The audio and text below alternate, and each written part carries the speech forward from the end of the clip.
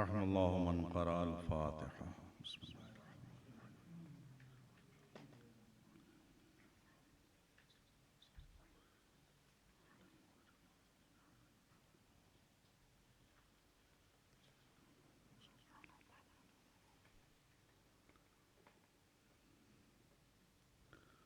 अऊज़ु बिल्लाहि अस्समीइल अलीम मिनश शैतानिर लईनिर रजीम। बिस्मिल्लाहिर रहमानिर रहीम। अल्हम्दुलिल्लाहि रब्बिल आलमीन वल आक़िबतु लिल मुत्तक़ीन वल जन्नतु लिल मुवahhidीन वन नारु लिल मुलहिदीन। वस्सलातु वस्सलामु अला सय्यिदिना व नबिय्यिना बिल क़ासिम मुहम्मद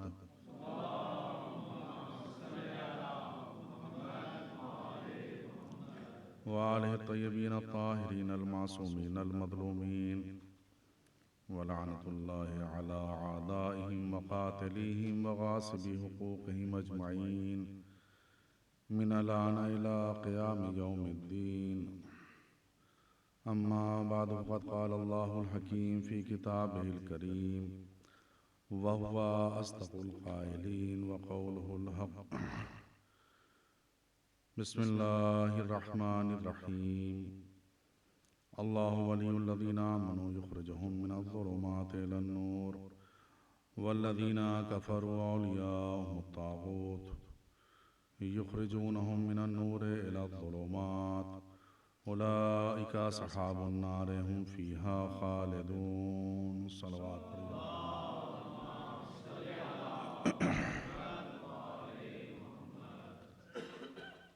अज़ीज़ान गिरामी क़द्र,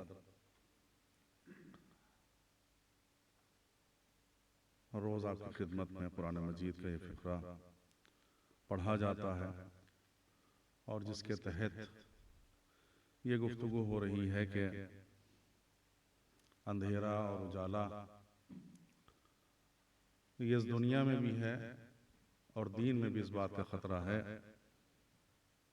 कि अंधेरा आता रहे और हमें होशियार रहने की ज़रूरत है। आज बात को यहाँ से शुरू करना चाहते हैं कि पैगंबर जिस दीन को लेकर आए और लाने के बाद ये सनद मिल गई कि दीन कामिल हो गया, नेमतें तमाम हो गईं, उसके बाद ये कैसे एकदम से हुआ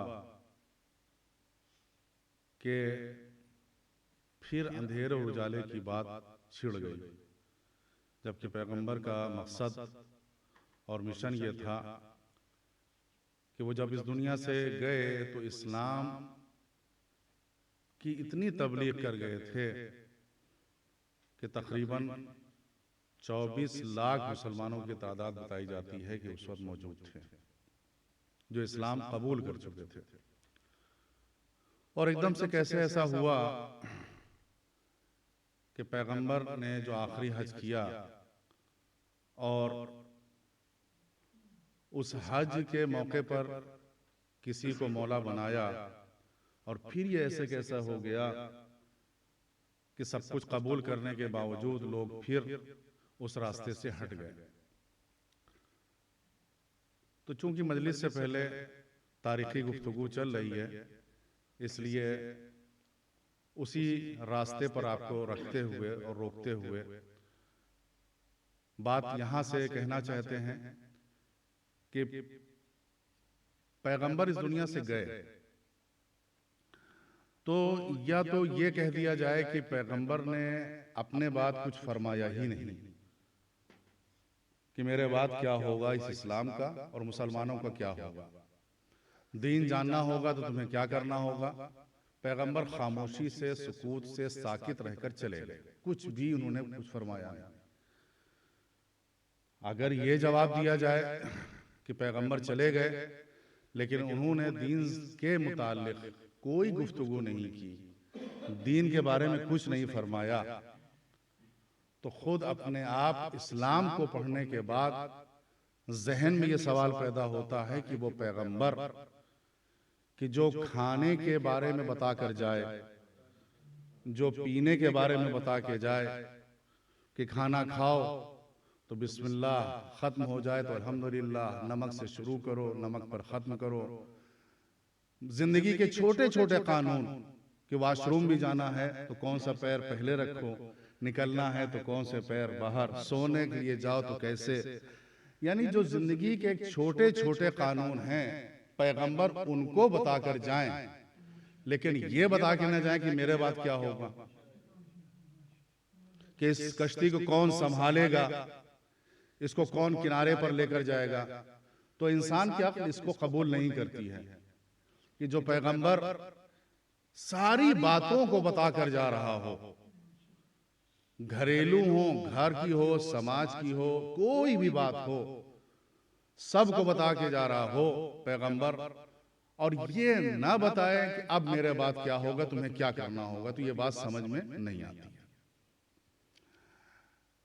फिर दूसरी बात यह हो सकती है कि जवाब ये मिले कि पैगंबर ने खामोशी नहीं अख्तियार की, ऐसे ही नहीं चले गए, बल्कि ये कहा कि मेरे बाद जो चाहना तुम कर लेना, जिसको चाहना तुम मुंतखब कर लेना और बना लेना।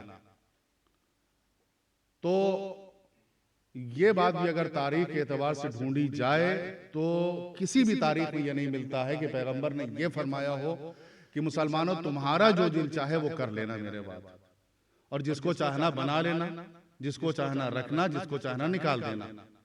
ये भी बात नहीं मिलती है। और मजे और लुत्फ की बात यह है कि पैगंबर के बाद जिनको बनाया गया पहली मर्तबा, उनका इंतकाल जो 2-2.5 साल 3 साल के बाद हुआ, तो वो जब जाने लगे तो अपने बाद किसी को मुंतखब करके गए, सेलेक्ट करके गए। यहां पर खुद एक सवाल ये निशान लगता है कि जो पैगंबर के बाद पहली मर्तबा आए, पहले नंबर पे आए, उनको तो दीन की इतनी फिक्र थी कि मेरे बाद ये सीट खाली ना रहे, और पैगंबर को ये फिक्र नहीं थी कि जो दीन लेकर आए थे, जिनको पर पूरा कुरान नाज़िल हुआ था, तो इनको तो ये फिक्र थी कि मेरे बाद ये जगह खाली न रहे, कोई ना कोई आ जाए, वो किसी को बनाकर बिठाकर गए अपनी जिंदगी में कि मेरे बाद अब ये होंगे। लेकिन जो पैगंबर खुद वहां से पैगाम, रिसालत, नबूवत, कुरान, वही सब लेकर आए हों, वो कुछ ना फरमाए, तो ये बात भी साबित नहीं कि पैगंबर ने हमें छोड़ दिया कि जिसको चाहना उसको बना लेना और बिठा लेना। तीसरी बात जो आखिरी जो समझ में आती है वो ये कि पैगंबर ने कुछ फरमाया हो, कुछ कहा हो, जो इतना जिम्मेदार हो कि जो हमारी पर्सनल बातों को बता के जा रहा हो, शादी ब्याह रुखसत, जो इन सब चीजों के बारे में बता के जा रहा हो, उसने कुछ ना कुछ फरमाया जरूर होगा। अब सवाल ये होगा कि अगर उन्होंने कुछ फरमाया होगा तो किससे फरमाया होगा। अगर इंसान वसीयतें करके जाता है, किसी से कुछ कहना होता है, तो वो दो ही तरह के लोग होते हैं जिनसे बताना होता है, या तो घर वाले होते हैं या दोस्त और अहबाब होते हैं। उन्हीं से कह के जाता है कि मेरी ये वसीयत है, अब ये मुझे करना है। दोस्त और असहाब से उस वक्त इंसान कहता है जब घर वाले मौजूद ना हो, तो मानना पड़ेगा कि पैगंबर ने कुछ ना कुछ फरमाया है, और फरमाया है तो किससे? अगर घर वाले मौजूद हैं तो बाहर वालों से कहने की कोई जरूरत नहीं है। अब ये ढूंढना पड़ेगा कि घर वालों में सबसे नजदीक कौन है, जिससे कोई इंसान, अगर हम में से किसी का आखिरी वक्त आए और किसी मसले में कोई वसीयत या नसीहत करना हो, तो जो सबसे करीब होता है उससे हम अपनी बात को कहा करते हैं। अब ये देखना होगा अगर पैगंबर ने कुछ फरमाया है तो जो सबसे करीब है पैगंबर से, उसी से फरमाया होगा, उसी को तलाश कर लो। और वो कौन हस्ती है? बेटा तो कोई नहीं मिलता है, सिर्फ एक शहजादी मिलती है कि जो सबसे करीब है। अब ये लोग सोचते हैं कि शहजादी को मालूम था कि फेदक नहीं मिलेगा, लेकिन क्यों फिर गई दरबार में मांगने के लिए? नहीं, शहजादी की सियासत को समझिए, उनकी पॉलिसी को समझिए। अगर वो घर में रह जाती तो किस्से फेदक नहीं दबा दिया जाता, लेकिन जब दरबार में गई तो ये तारीख में लिखा गया कि फातिमा आई थी, और क्यों आई थी, क्या मांगने आई थी, दिया गया कि नहीं। यानी वो बात जो सन 11 हिजरी में खत्म हो जाती, उसे शहजादी ने दरबार में आकर कयामत तक के लिए जिंदा कर दिया। ये अल्लाहुम्मा सल्ली अलैहि, ये उनकी एक थी कि आई दरबार में। तो पैगंबर ने फरमाया जो सबसे करीब उससे कहकर जाएंगे और उनसे बता कर जाएंगे, कुछ ना कुछ कह कर गए। और सिर्फ घर वालों से नहीं कहा उन्होंने, बल्कि देखें कि पैगंबर का आखिरी हज यानी मदीने आने के बाद पैगंबर ने कोई हज नहीं किया सिवाय इस हज के, जो आखिरी हज कहा जाता है, जिसे हिज्जतुल विदा कहा जाता है। वरना पैगंबर गए करने के लिए वापस कर दिया गया, फिर उसका दहदो पैमान हुआ, फिर फतेह मक्का हुआ, वो सब चीजें आपके सामने हैं। लेकिन सिर्फ एक हज मदीने में आने के बाद सिर्फ हज जो है पैगंबर ने सिर्फ एक किया, जो आखिरी हज, और उसमें भी फरमा कर गए जिस आयत के ऊपर बहस होती है उस आयत को अगर देखिए कि मौला बनाए जाने से पहले जो आयत का लबो लहजा है वो कैसा है। अल यौम यैसल लजीना कफरू मिन दीनिकुम फला तखशौहुम वखशौन, आज कुफार तुम्हारे दीन से मायूस हो गए, अब तुम उनसे मत डरो, मुझसे डरो। इस डर ने बहुत बड़े मसाइल हल किए हैं, बहुत बड़े मसले हल किए हैं। पैगंबर को डर किस बात का है? आज दीन मुकम्मल हो गया, 1 लाख लोग हज करने के लिए आए हैं। इन 1 लाख में एक शख्सियत है जिसे पैगंबर कहा जाता है, उसे डरने की क्या जरूरत है? उससे ये कहा जा रहा है कि डरो मत। डर किस चीज का है?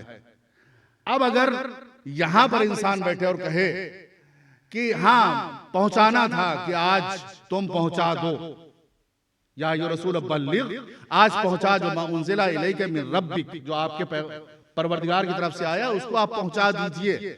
अगर पहुंचा देना, अगर कोई ये कहे कि पहुंचाने से मुराद जो है वो उसूल दीन था, और उसूल दीन में तौहीद थी, कि पैगंबर से ये कहा जा रहा था कि तौहीद को आप पहुंचा दीजिए, तो ये सब जो हज करके आ रहे थे, खाने काबा के जो चक्कर लगा के आ रहे थे, तो ये मुसलमान तौहीद वाले थे कि नहीं थे?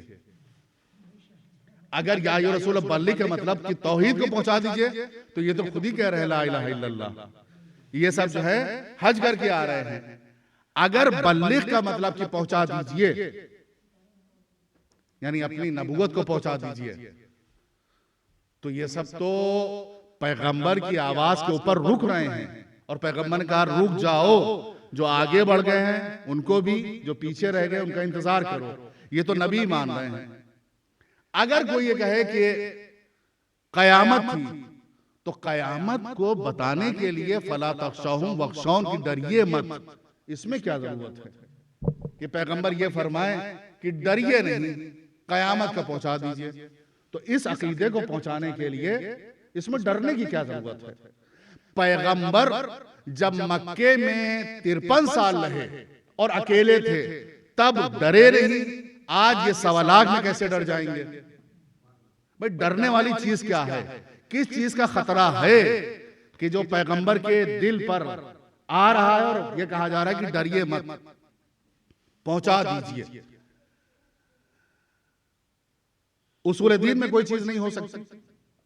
अब अगर कोई कहे कि फुर्ग दीन में कोई मसला था कि जिसको पहुंचाने की बात कही जा रही थी कि नमाज को पहुंचा दीजिए, तो ये जो हज करके आ रहे हैं क्या बगैर नमाज पढ़े हुए चले आ रहे थे? क्या ये रसूल बल्लिग अस्सलात अस्सौम दूसरी हिजरी में हो चुका? अगर कोई कहे कि हज, तो ये हज तो कर ही के आ रहे थे। तो कोई चीज फिट नहीं बैठ रही है, वो सर तलाश करना पड़ेगा कि जिसके ऊपर जाकर ये आयत फिट हो जाए।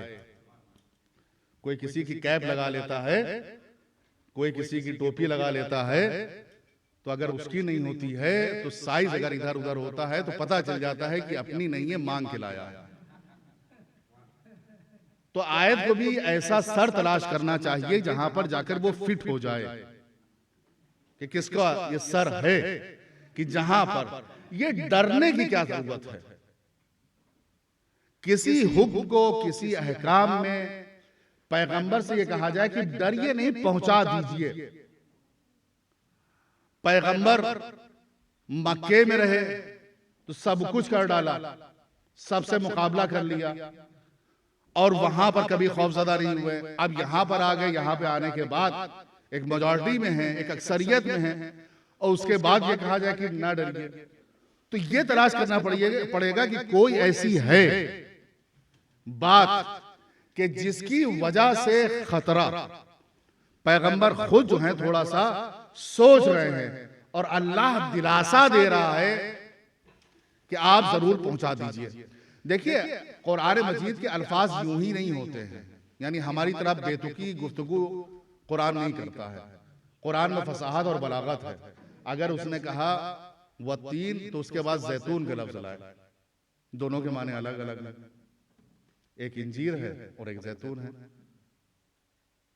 तो अगर हम में थोड़ा सा शऊर या आगाही या इल्म होता है तो हम गुफ्तगू हकीमाना किया करते हैं, मंतकी किया करते हैं, बकवास नहीं करते हैं।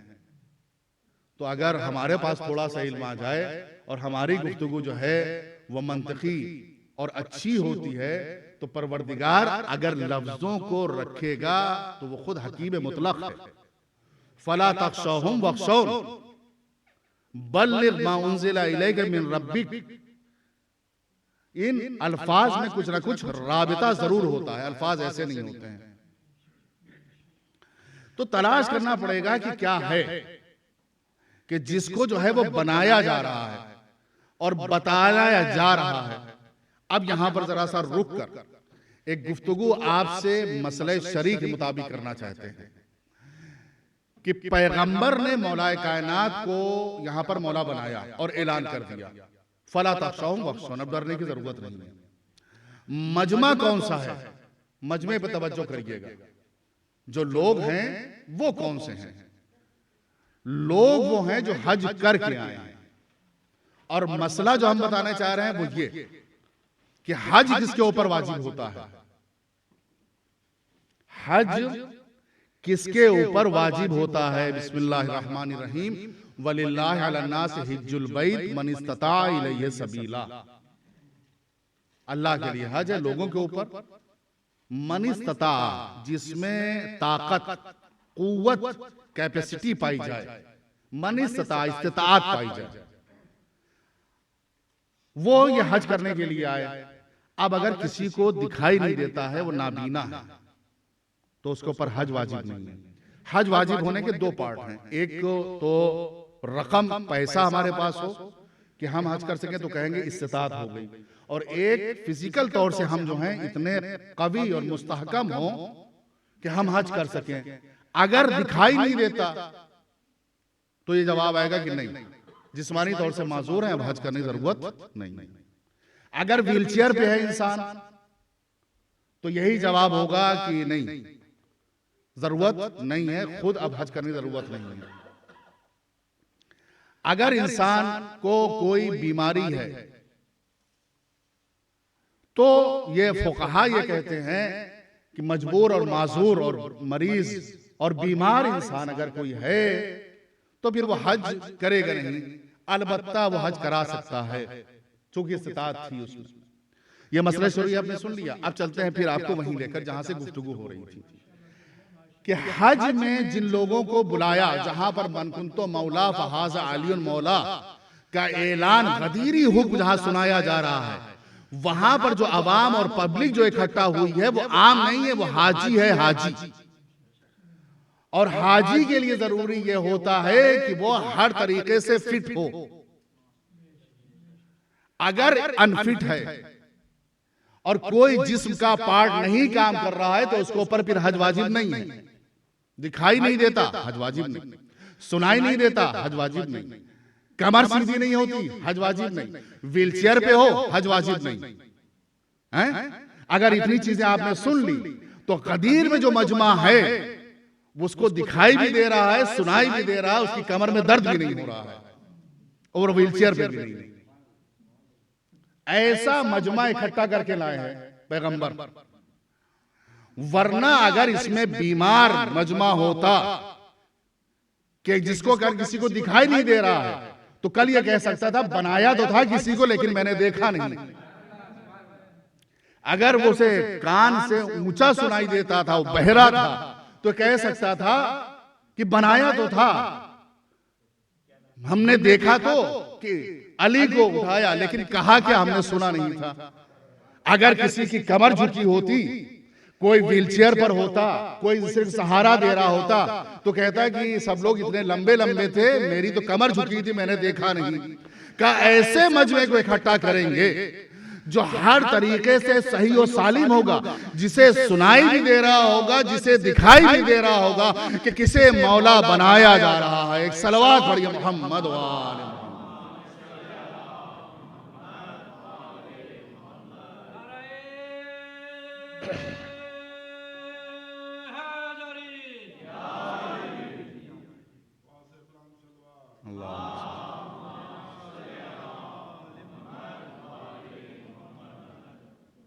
ये विलायत जिस दरवाजे को छोड़ दिया मुसलमानों ने और भटक गए, देखिए बहुत कीमती शय है ये नोट होता है नोट, यहाँ तो प्लास्टिक का चलने लगा है, लेकिन जिन मुल्कों से हम आए वहां तो अभी कागज का चल रहा है ना। उस कागज में कभी गौर करिएगा, एक छोटा सा जो है उसमें एक तागा होता वही उसकी करेंसी की वैल्यू जो है वो वही होती है। वही अगर वो है तो ठीक, और नहीं है तो अनवैलिड, कुछ भी नहीं है, जाली है, वो करेंसी नहीं मानी जाएगी। तमाम उसूल दीन में विलायत उसी तागे की तरह है, उसी धागे की तरह है। अगर ये नहीं तो तौहीद बेकार, अगर ये नहीं तो नबुवत, अगर ये नहीं तो कयामत। और मुसलमान चाहे जिसको वली बना ले, औलिया बना ले, कुछ बना ले, लाखों का मजमा हज में इकट्ठा कर ले, मस्जिदुल हराम में बेहतरीन नमाज आज होती है, जिन्होंने शरफ हासिल किया देखा होगा। नमाज का काम क्या है? नमाज इन्ना सलात तन्हा अनिल फहशाए वल मुनकर, नमाज इसलिए आई है कि बुराइयों से रोके और मुनकरात से रोके। लेकिन एक तरफ 30 लाख 40 लाख हज के मौके पर लोग नमाज पढ़ रहे होते हैं, और दूसरी तरफ जो है वो बुराइयां भी हो रही होती हैं। तो ये नमाज क्यों नहीं रोक रही? क्या वजह? मस्जिदुल हराम की खाने काबा की नमाज, बेहतरीन माइक, अच्छा टाइल्स, बेहतरीन खूबसूरत इमाम, क़िरात नंबर 1 की, चारों तरफ खाने काबा, जिधर खड़े हो जाओ। किस चीज की कमी है मुसलमानों की इस नमाज में कि एक तरफ तो ये नमाज, दूसरी तरफ जो है वो इतनी फहाशी और इतनी बुराइयां हो रही? क्या सब कुछ नमाज में मस्जिदुल हराम में मौजूद होता है? साफ सुथराई, बेहतरीन माइक, बेहतरीन कारी, अच्छी क़िरात, खूबसूरत पेश नमाज, अच्छे टाइल्स, बेहतरीन फिजा, ठंडी जो है हवा, सब कुछ है, लेकिन इमाम जो है वो सही नहीं है। बस असल चीज यही है। जिस दिन पर्दे में रहने वाले आ जाएंगे तभी वो नमाज होगी कि इन्ना सलाता तन्हा अनिल फहशाए वल मुनकर।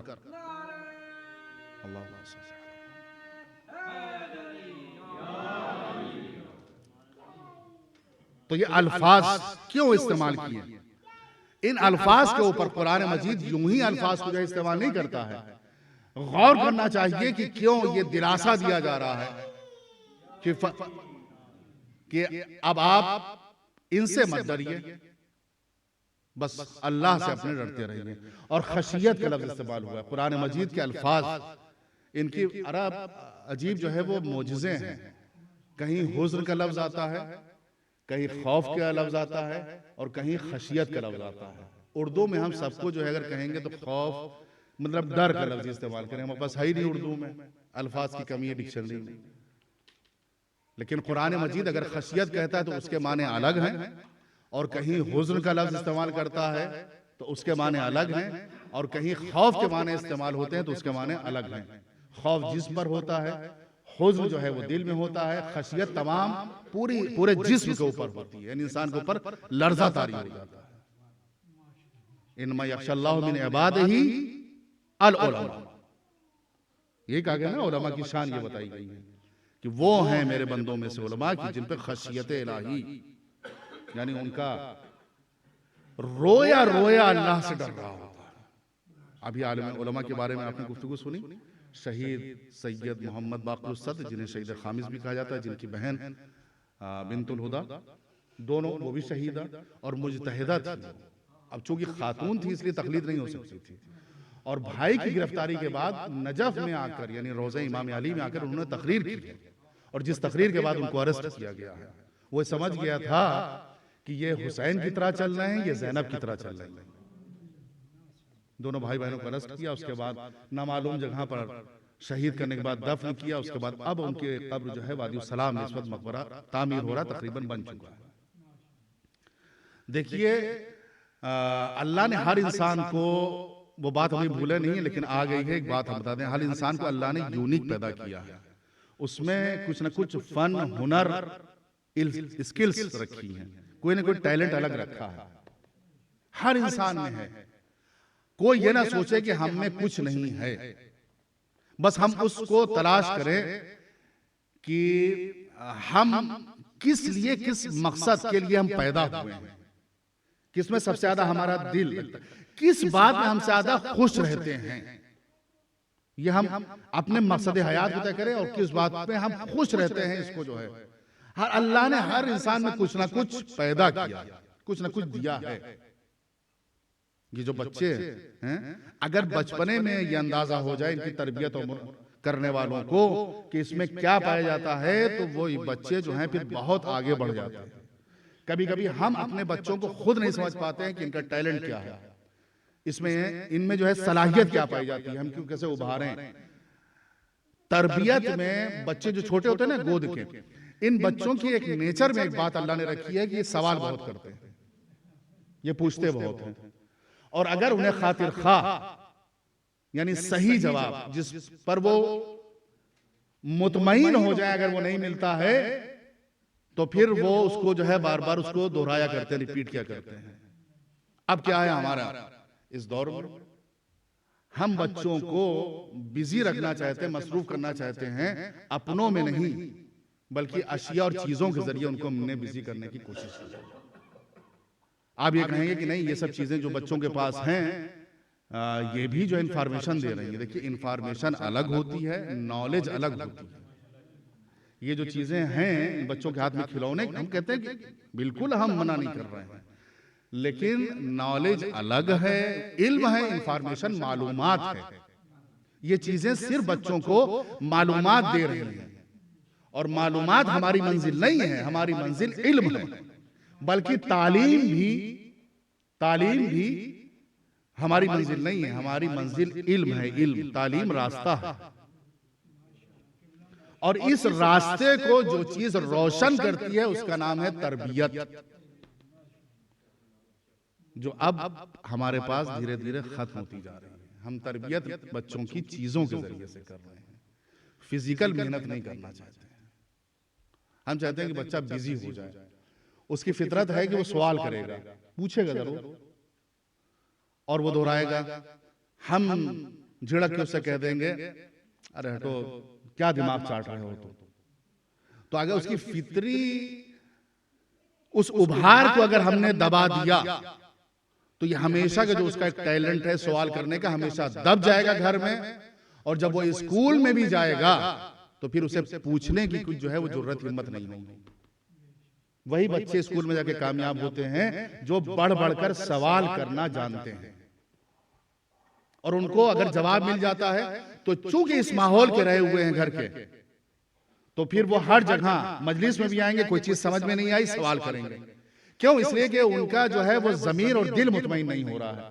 तो बच्चों को दबाइए नहीं, बच्चों की तरबियत जो वो समझना चाह रहे हैं, अब हमने उसको जवाब अगर अनकंप्लीट दिया, आधा दे दिया, अधूरा दे दिया, हाँ हूं करके दे दिया, तो अब उसे जवाब नहीं मिला, वो अपने के लिए कोई दूसरा या तीसरा रास्ता जो है तलाश करेगा कि अब हम कहां जाएं। हम उसको जो है इल्म से हटाकर हम वो अब कहीं तलाश करेंगे ना कि हम किसी घर में जाकर किसी कोने में किसी अपने खिलौने से जाकर जो है हम बिजी हो जाएं। माँ के पास फुर्सत नहीं, बाप के पास फुर्सत नहीं है, अगर हम सवाल करते हैं, कुछ पूछते हैं तो। इस बच्चों के नेचर और फितरत को समझना चाहिए।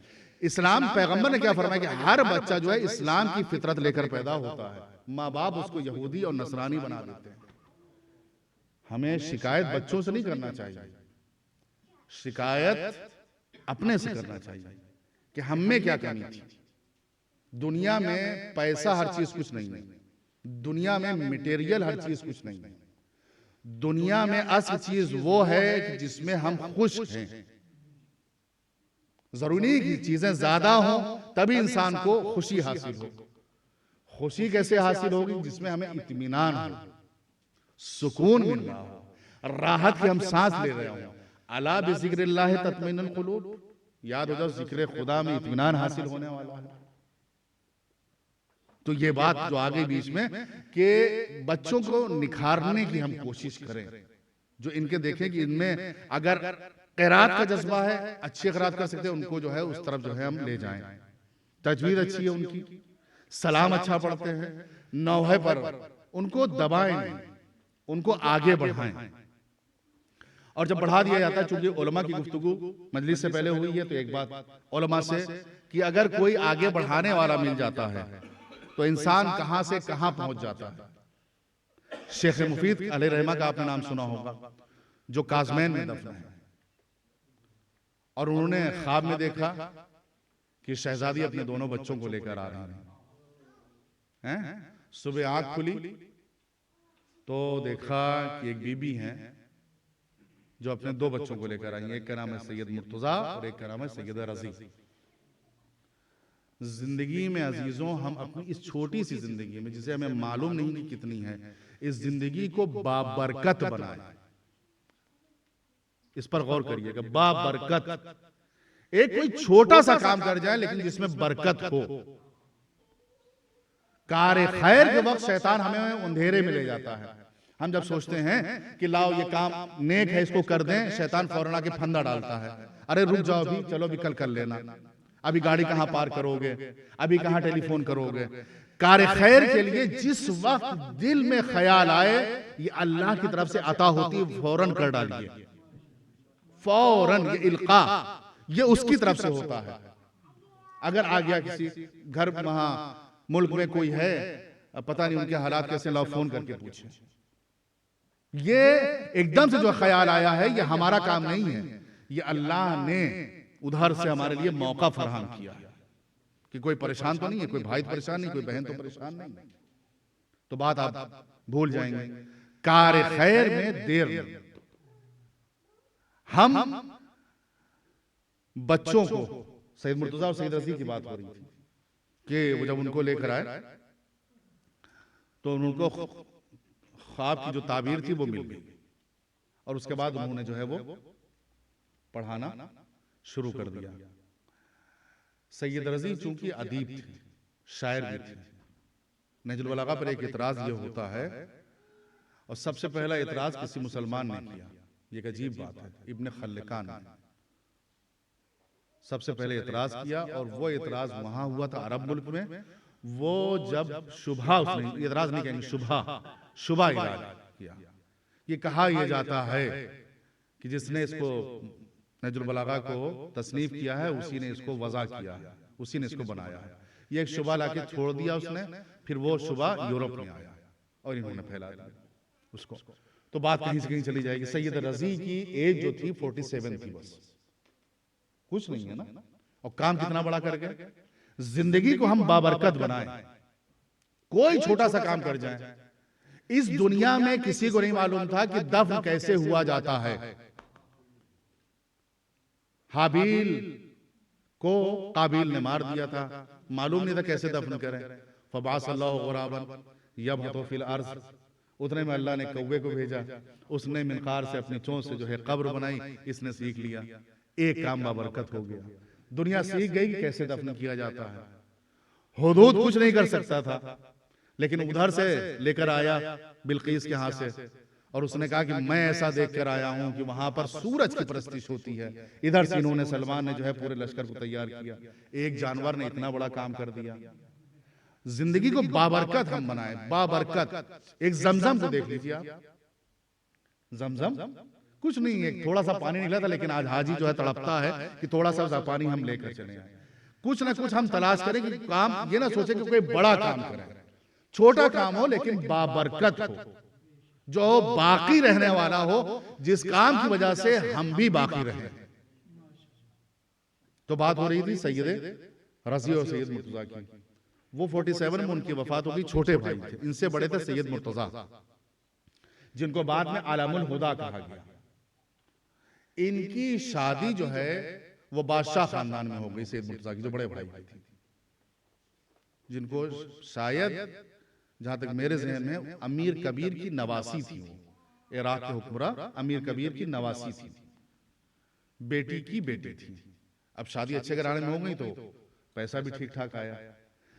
ये क्लास लेते थे सैयद मुर्तजा, और उस क्लास में जितने भी बच्चे आते थे उसमें उन्होंने देखा कि एक तालिबे इल्म खूब अच्छे अच्छे बातें करता है, इतराज करता है,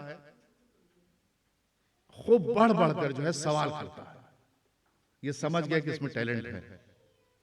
सबको वो जो स्कॉलरशिप देते थे वो 2 दिनार देते थे, और उस तालिबे इल्म को उन्होंने बुलाया, उसकी गुर्बत को देखा, कहा इसके अंदर है, हुनर है इसके अंदर।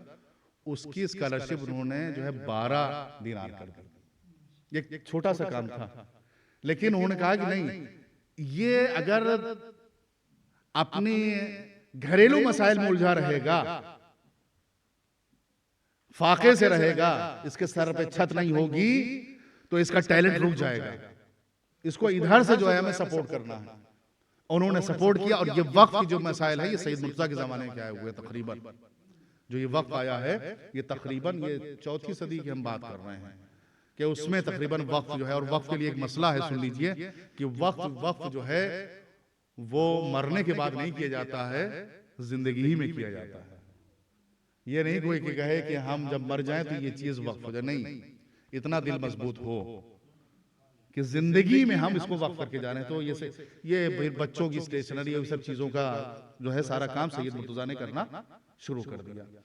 वो तालिब इल्म कौन था सुनिए, कि जिनको इन्होंने 12 दिनार देना शुरू किए, वो बाद में नसीरुद्दीन तूसी बने जाकर। और जो हमारी 4 किताबें हैं ना कुतुब अरबा, उसमें 2 किताबें उनकी हैं, काफी मन ला याजुर, काफी कुलैनी, मन ला याजुर शेख सदूक, उसके बाद इस्तिफ्सार और तहजीब ये शेख तूसी की हैं। एक थोड़ा सा बात को समझना और सपोर्ट करने से कितना बड़ा काम हो गया कि मोतबर किताबों में 2 किताबें शेख तूसी जो हैं, और उसके बाद भी जो है हौजा जो है, हौजा जिसको मजबूत किया है नजफ के, वो शेख तूसी ने किया है, जिनकी कब्र जो है वो वादी सलाम वाले रोड पर बनी हुई है। तो बच्चों के हुनर को और निखार को देखिए, और उनको जो है आगे बढ़ाने की कोशिश करिए। घर का माहौल अगर ऐसा होगा कि मियां बीवी लड़ते रहे, तो ये बच्चे भी तशद्दुद के आदी हो जाएंगे। होता है ना कि इख्तिलाफात इतने होते हैं कि उसका असर जो है वो बच्चों की जिंदगी में पड़ता है। देखें, सारे रिश्ते अल्लाह ने बनाए हैं, एक रिश्ता जो है हमने खुद बनाया है, और ये है मियां बीवी वाला रिश्ता। वो रिश्ता बाकी रहेगा, उसको खत्म करने का कोई सेगा नहीं है, लेकिन मियां बीवी का रिश्ता जो है वो तजदीद ही चाहता है। अब पता नहीं इंग्लिश में तजदीद किसे क्या कहते हैं, यानी हर उसको नया करने की जरूरत होती है, हर 2-4 हफ्ते के बाद चेंज करने की जरूरत होती है, कभी लफ्जों के जरिए से, कभी हरकतों के जरिए से, हरकत वो नहीं, हरकतों के जरिए से, यानी कुछ अपना जो है वो हो कि इंसान अपने जिस्म से ये बताए, कभी जो है कोई तोहफा, गिफ्ट, इस तरीके से कि पता चले कि हाँ इनके दिल में भी हमारे मोहब्बत पाई जाती है। ये घर का माहौल जो है, जब तक घर का माहौल अच्छा नहीं होगा, लफ्जों में हम ना पढ़ें। कभी कभी होता है ना कि रूठ गए इस बिना पर कि उन्होंने कह दिया कि तुम दीवानी हो, तुम पागल हो, अब उसी पे लेके बैठ गए कि उन्होंने कह दिया पागल, उन्होंने कह दिया दीवाना। लफ्जों में हम बैठ गए। लफ्जों में कुछ नहीं होता है। लफ्ज तो ऐसे होते हैं, चूंकि हमने कहा ना कि उर्दू में डिक्शनरी में नहीं है, लफ्ज कम होते हैं। ये लफ्ज क्या होता है, जो वर्ड होता है, चूंकि हमने जबान हमने बनाई है ना, तो होता यह है कि जब इंसान कभी गुस्से में होता है और उसे अपने गुस्से का इजहार करना होता है, ये अंदर जो एहसासात हैं, उन एहसासात या ख्यालात का इजहार करना होता है, तो वो जबान से करता है। गुस्से में था तो उसको उस वक्त कुछ उसका इजहार करना था, लफ्ज नहीं मिले। मां ने कहा तुम्हारी टांगे तोड़ दूंगी। कोई मां जो है आज तक ऐसा हुआ जिसने टांग तोड़ी है ना? आपकी खाल उधेड़ देंगे, आज तक किसी ने किया है? चूंकि जो हमारे ख्यालात हैं या एहसासात हैं, ये जो दिमाग में एक तूफान चल रहा है, उसका हमें इजहार करना है। इजहार के लिए हमें अल्फाज नहीं मिले, जो लफ्ज समझ में आया उसको हमने जो है बोल दिया। बस वहीं से जो है वो जंग शुरू हो गई। नहीं, हमको इसमें ये कहना था कि तुमसे ऐसी उम्मीद नहीं थी कि तुमने अपनी बहन को अकेला छोड़ दिया और वो गिर गई, चोट खा गई। उस गुस्से का इजहार करना था। तो मैंने कहा बेटे से कि तुमने ये किया, बेचारा तुम्हारी टांगे तोड़ गए। कहना वो था, और उसको समझ में नहीं आया। इतनी बात कहने के लिए सिर्फ एक जुमला जो है वो, या ये अल्फाज ही में जो है हम उलझ के रह जाते हैं। नहीं, अल्फाज कुछ नहीं होते हैं। असली चीज वो होती है कि दिल में एहसासात क्या है, और इस एहसासात का इजहार जो है हमें करने के लिए अगर जबान से नहीं कर सकते हैं तो फिर खामोश रहिए, फिर खामोश रहिए। फिर जबान के लिए इतने लफ्ज कुरान मजीद में हैं, क़ूलू क़ौलन मारूफा, करीमा, और बहुत से, मतलब ये क़ूलू क़ौलन सदीदा, बहुत से, करीमा, बहुत से लफ्ज यानी जबान के लिए इसमें इस्तेमाल हुए कि अगर इस्तेमाल करो तो इस तरीके से अल्फाज। हमारे यहां कुछ भी बात हो, हम लफ्जों को मत पकड़े। कोई भी इख्तिलाफ हो कि उन्होंने ऐसा कह दिया, उन्होंने तो हमको ऐसा कह दिया, तो उन लफ्जों में हम ना जाए।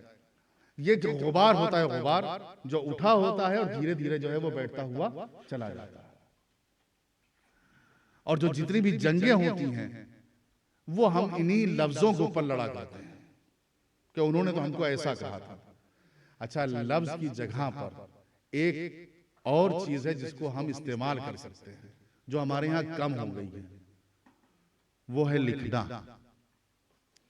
अगर हमें किसी को जवाब देना है तो जवाब देने के लिए लफ्ज जबान इस्तेमाल ना करें। सबसे अच्छा जवाब जो है वो लिख कर दें। लिखने में जो है वो अदब बाकी रहता है, एहतराम बाकी रहती है, इज्जत बाकी रहती है। उसमें वो लफ्ज इस्तेमाल नहीं होते जो बोलने में होते हैं, क्योंकि इंसान भी सोच सोच के लिखता है कि पता नहीं ये लेटर किसके किसके सामने जाए, वायरल हो जाए, फिर सोच सोच के वो लिखता है। जवाब देना है तो सबसे अच्छी चीज ये है कि हम, अच्छा, अब हमारे यहाँ माहौल जो है वो देखिए, एक कमी जो हमारे यहाँ आ रही है वो ये कि हमने किताबें पढ़ना छोड़ दी है। बुक रीडिंग हमारे यहाँ तकरीबन खत्म हो गई है। वरना 30-40 साल पहले उर्दू पढ़ने वाले, उर्दू की कद्र करने वाले, वरना अब तो वो उर्दू के लिए मशहूर जो कराची में नज्म कही गई थी कि उर्दू का जनाजा है जरा धूम से निकले, तो खत्म होती जा रही है। किताब है, हमने किताबों की दोस्ती। घर का माहौल अगर बदलना है तो बच्चों को जहां हम चीजें दे रहे हैं उसकी जगह पर या उसके साथ साथ किताब दोस्त भी बनाए, उसको पढ़ने की आदत रहे। और हम ये नहीं कह रहे हैं कि इस्लामियात की तरफ ले जाएं कि उसको मुल्ला और मौलवी बना दें आप, ना, ये नहीं कह रहे हैं।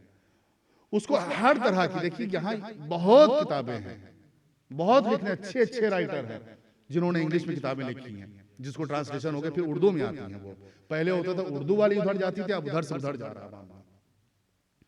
घर में किताब, यानी एक हमारी अलमारी होना चाहिए कि जिस पर जवान नौजवान बच्ची उसके लिए किताबें हों, सामने टेबल पे पड़ी हों। ठीक है रोज ना पढ़ें, लेकिन कभी तो होगा लाओ उलट के एक पेज देखते हैं कि इसमें लिखा क्या है। 2 सतर पढ़ी, उसमें हो सकता हो एक बात काम की मिल जाए। किताब दोस्त भी बच्चों को बनाइए, किताब दोस्ती भी बढ़ाइए। घर में जहां सब कुछ हो वहां पर हमारी एक अलमारी ऐसी होना चाहिए कि जिसमें बुक्स होना चाहिए, किताबें होना चाहिए। बच्चों के सामने लाकर फेंक दीजिए आप, किस्से कहानी दास्तान की हो, लेकिन पहले आप पढ़ लीजिए कि लिटरेचर सही है कि नहीं। वही लिटरेचर दीजिएगा जो उनको, जिसको वो हजम कर सके। तो ये एक कमी हमारे यहाँ ये भी हो गई है कि किताब, अच्छा होता ये है, और कब हुई क्या, वजह क्या है। अभी भी लिखने वाले हैं, जो बोल रहा है, जो सोच रहा है, वो लिख भी सकता है, लेकिन मसला ये है कि हमारी कौम तावीज लिखने वाले को पैसे ज्यादा देती है, किताब लिखने वाले को कुछ नहीं देती। मसला ये भी हो गया है ना। तावीज अगर है, कोई कह दे कि हम ये जिन और आसीब हम हटा देंगे, तो उसको जो है फिर पैसों से नहला देंगे। और अगर किसी ने एक आर्टिकल लिखा है और किसी ने कुछ एक मजमून लिखा है, तो उसको जो है हाँ अच्छा लिखा था माशाअल्लाह, बस अल्लाह आपको सलामत रखे, इन दुआओं पर हम जो है उसको गुजार देते हैं। बस उसको दुआएं हमने दे दी और काम हो गया। तो अजीजों, बात बहुत फैल गई, समेटते हुए कि अल्फाज में हम जो है वो ना पाए। हम देखें कि अल्लाह से दुआ करें, अल्लाह से तौफीक तलब करें कि अल्लाह हमको ये बता दे कि हम क्यों पैदा हुए हैं। हमें वो जानवर बनाकर, हैवान बनाकर, बयामान में, झरनों में, किसी भी शक्ल में पैदा कर सकता था, लेकिन हमें इंसान बनाए तो क्यों। अल्लाह हमको ये तौफीक दे कि हमें शऊर और इल्म आ जाए इतना कि हम क्यों पैदा हुए हैं। कोई जवाब दे कि ठीक है पैदा इसलिए हुए कि 3 बच्चे थे, इनको पाल बढ़ा के बड़ा कर दे। तो ये काम तो हैवान भी कर लेते हैं, ये काम तो जानवर भी कर लेते हैं कि जितने बच्चे होते हैं उनको। और एक बात कहे आपसे, जानवर अपनी तरबियत में कभी गलती नहीं करता है, कभी भी परवरिश में जानवर गलती नहीं करता है, इंसान गलती कर जाता है। न घोड़े का जो है बच्चा, वो हमेशा घास खाएगा, कभी बोटी नहीं खाएगा। जिसको उस वजह से चलना है, दौड़ेगा, वो दौड़ेगा ही, इधर उधर नहीं जाएगा। वो अपनी परवरिश में, अपनी देखें कि अपने माँ बाप के साथ जब तक उसे माँ बाप की जरूरत होती है उनके साथ वो लगा रहता है, और खुद ये माँ बाप जो है उसके छोड़ते नहीं है। वो परवरिश में गलती नहीं करते, हम परवरिश में गलती कर जाते हैं। बस अपनी बात को मैंने खत्म कर दिया, और ये कहते हुए कि जब परवरिश अच्छी होती है, जब तरबियत ऐसी होती है, तो ऐसे होनहार और ऐसे लायक और फायक बच्चे निकल कर आते हैं कि बाबा की शहादत कभी भी हो चुकी हो, लेकिन बच्चा एक किनारे बैठकर ये याद करता है कि बाबा ने मुझसे कहा था, कासिम अभी तुम छोटे हो, लेकिन तुम्हारे बाजू पर हम एक तावीज बांध रहे हैं। हमारे दूसरे इमाम की शहादत 50 हिजरी में हुई, और उसके बाद तकरीबन 10 साल के बाद वाक़या करबला। जनाब कासिम के साथ जो जुल्म और बर्बरियत हुआ, उसी में जनाब कासिम के एक भाई का भी जिक्र आता है, जिनका नाम अब्दुल्ला इब्न हसन है, और जो रोज़े आशूर शहीद हुए हैं, कमसिन थे।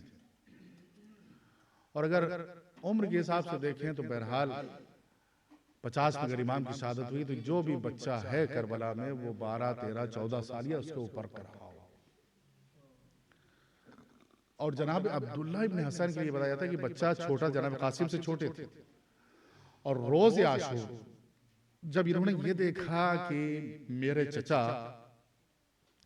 जमीन करबो बला पर यक्को तना है और जख्मों से चूर है, और शिम्र लईन इधर से बढ़ रहा है और तलवारें चल रही हैं, तो इस बच्चे को, अब्दुल्ला इब्न हसन को, कुछ समझ में नहीं आया।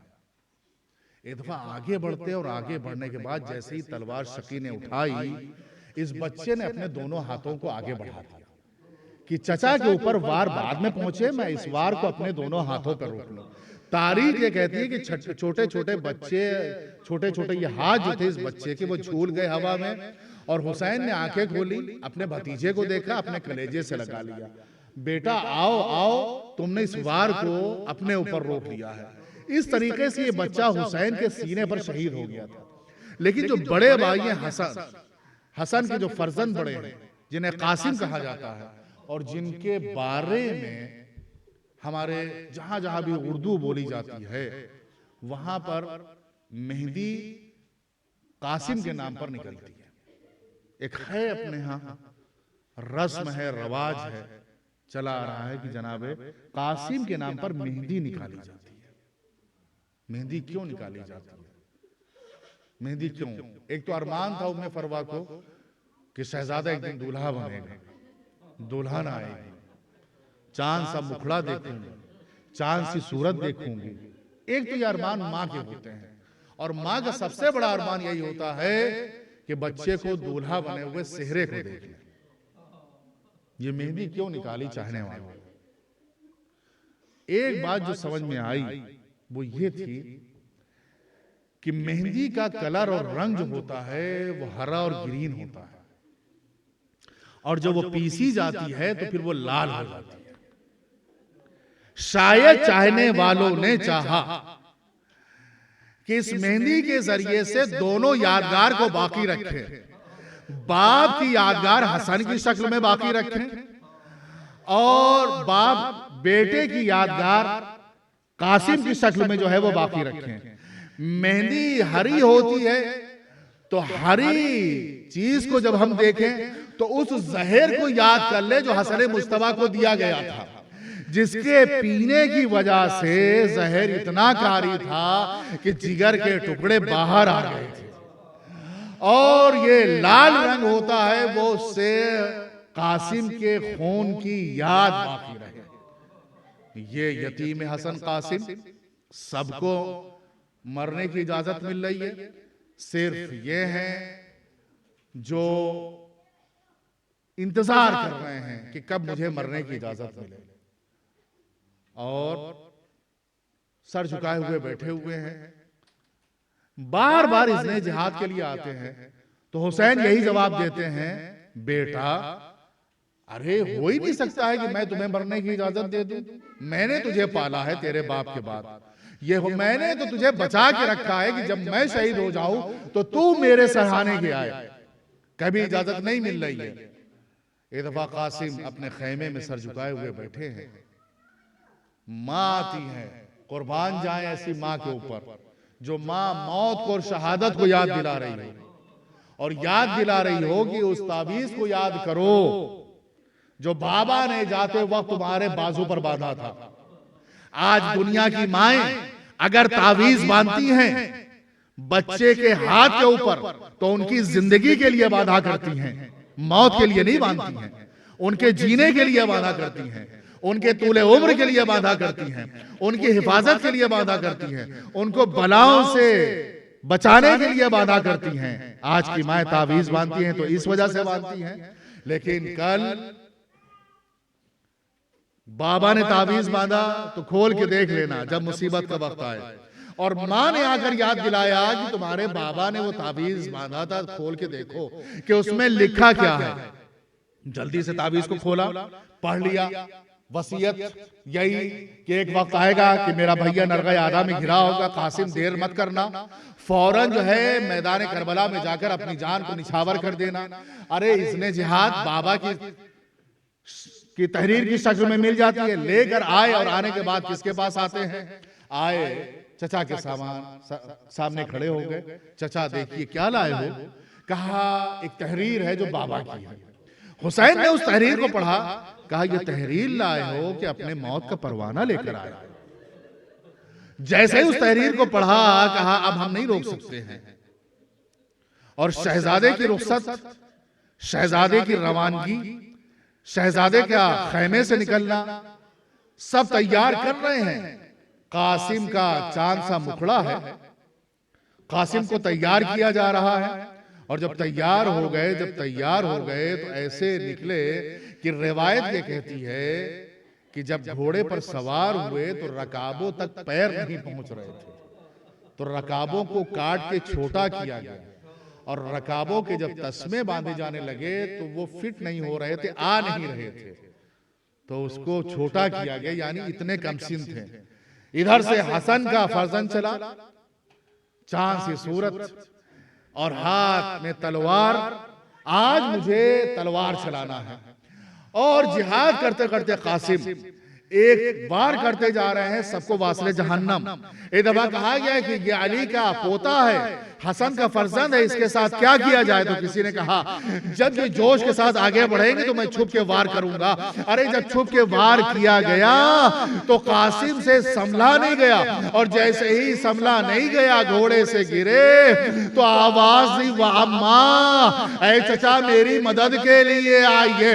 इधर हुसैन ने देखा मेरा भतीजा है जो अस्किया के दरमियान घिरा हुआ है, इधर से हुसैन पूरे जोश के साथ चले, जो भी शकी आ रहा था उसके ऊपर वार करते हुए जा रहे थे। जैसे ही लश्कर यजीद ने देखा हुसैन बड़ी शजाअत के साथ आ रहे हैं, तो इधर के घोड़े उधर, अरे उधर के घोड़े उधर, बीच में कासिम है। जैसे जैसे घोड़े की टाप पड़ रही थी, अरे यही आवाज दे रहे थे, चचा जरा जल्दी करिए। हुसैन सरहाने पहुंचे, बेटा मुझे माफ करना, मैं वक्त पर नहीं आ सका। अरे कासिम ने एक जुमला कहा, चचा नहीं कहा, बल्कि लफ्ज निकला बाबा। शायद कासिम ने अपने बाबा को देख लिया था। अरे सरहाने हसन मुस्तफा खड़े हुए हैं, अरे मेरे लाल मैं निसार जाऊं, तूने मुझे सुरखरू कर दिया। अरे मेरा ख्वाब शर्मिंदे ताबीर हो गया, मैं बाबा के सामने सर उठा कर कह सकूंगा, अरे बाबा मेरा बेटा भी हुसैन पर निछावर हो गया। अरे कासिम के जनाजे के इतने टुकड़े थे कि हुसैन ने समेटना चाहा तो जमीन पर पैर खत देते हुए जा रहे हैं। अरे जनाजा लाए, मैयत के सरहाने बीबियां खड़ी हो गईं, वाह कासिमा, वाह मुहम्मदा, वाह हुसैना।